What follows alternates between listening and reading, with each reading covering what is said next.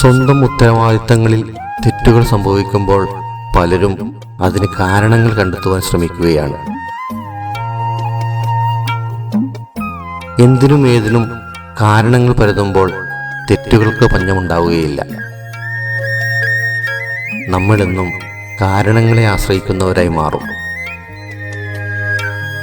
നമ്മൾ ജോലിയിൽ മിടുക്കരാണെങ്കിൽ പോലും കാരണങ്ങളെ ആശ്രയിക്കുന്ന സ്വഭാവം നമ്മുടെ ഉയർച്ചയെ പ്രതികൂലമായി ബാധിക്കും.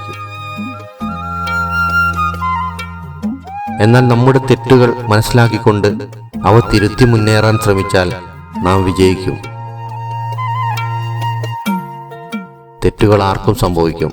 എന്നാൽ തെറ്റുകൾ സംഭവിക്കുമ്പോഴോ അത് ചോദ്യം ചെയ്യുമ്പോഴോ പിടിവാശിയോടുകൂടി സ്വന്തം ന്യായത്തിൽ ഉറച്ചു നിൽക്കുന്ന സ്വഭാവം ഉപേക്ഷിക്കുക.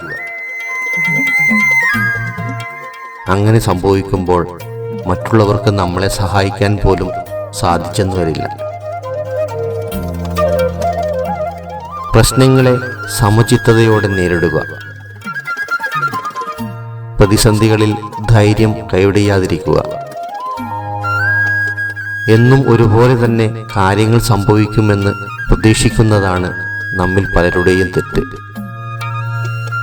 അതിൽ നിന്നാണ് സങ്കടം ഉത്ഭവിക്കുന്നത്. വരാവുന്ന പ്രതിസന്ധികളെയും നമ്മൾ പ്രതീക്ഷിക്കണം. അതിന് തളരാത്തൊരു മനസ്സ് എപ്പോഴും കൈമോശം വരാതെ സൂക്ഷിക്കണം.